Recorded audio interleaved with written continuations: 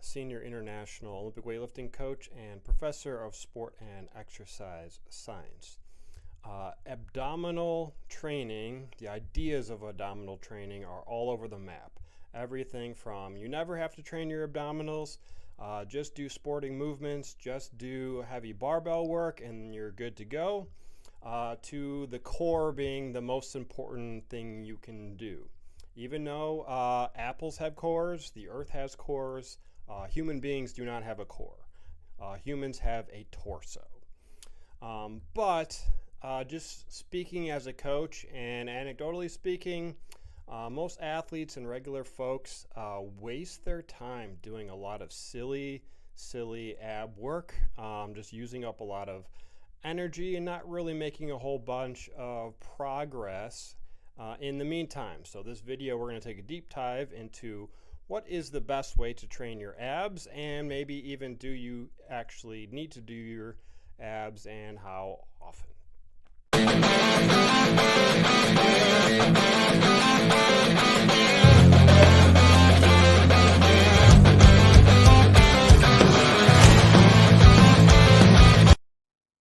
A lot of the abdominal training you see is kind of like this, kind of like endless repetitions of abdominal circuits. The market is basically flooded with this kind of stuff.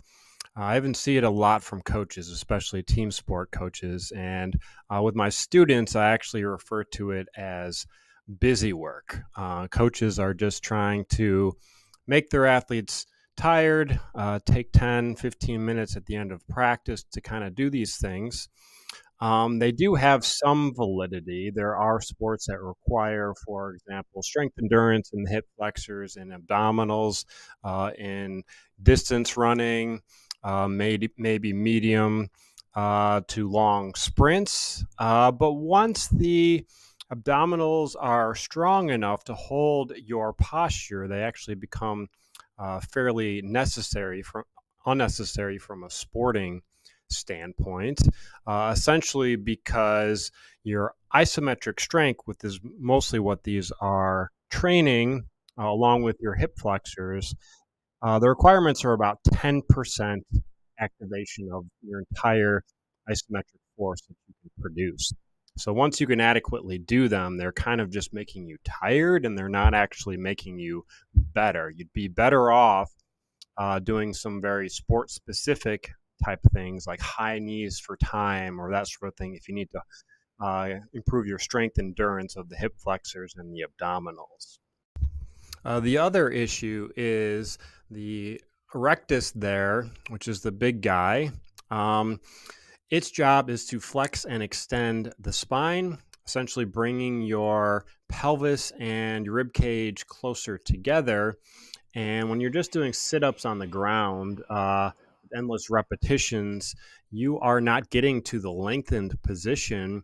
You are not getting a stretch in your abdominals. So you're limiting how much strength and hypertrophy you can actually get in the abdominals itself, because essentially the earth is in your way.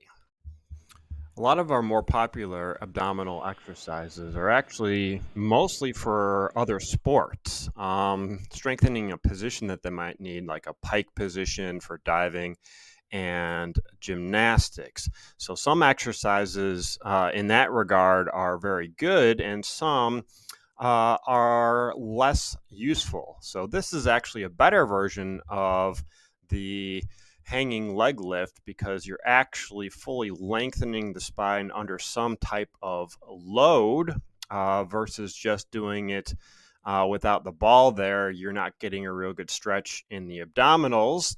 But even here, you have some limitations in terms of how much torque you can actually create in the abdominals themselves.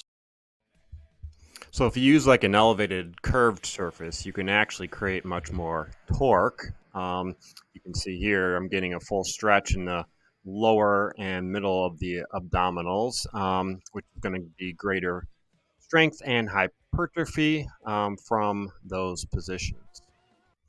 So the body lever, or the dragon flag, is also a very popular one, but it is also a gymnastics exercise. It is used to develop the strength in the abdominals and the hip flexors and even the lats.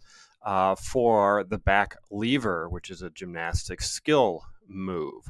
But it is a very good exercise because it actually, again, lengthens every segment of the abdominals under load. So you're getting the full range of motion there. It can be done with your knees tucked or one leg at a time if you can't do advanced versions to begin with.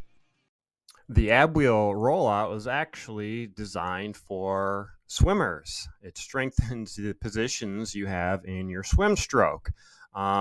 So it is also a very good exercise to develop a lot of isometric and eccentric strength, especially. And again, it kind of lengthens all of your abdominal muscles through the full range of motion. So it is also a very good exercise to develop strength and muscle hypertrophy.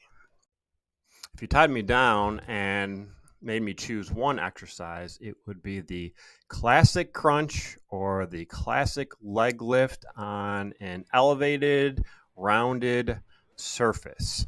It is going to give you a full range of motion within the function of the abdominals, which is to extend and flex the spine. You are going to work every part of the abdominal segments, and you're going to get a full stretch in the bottom, creating a lot of passive and active tension. So it is going to be the best for strength and hypertrophy. Better than planks, better than endless sit-up type movements. It is going to give you a great bang for your buck.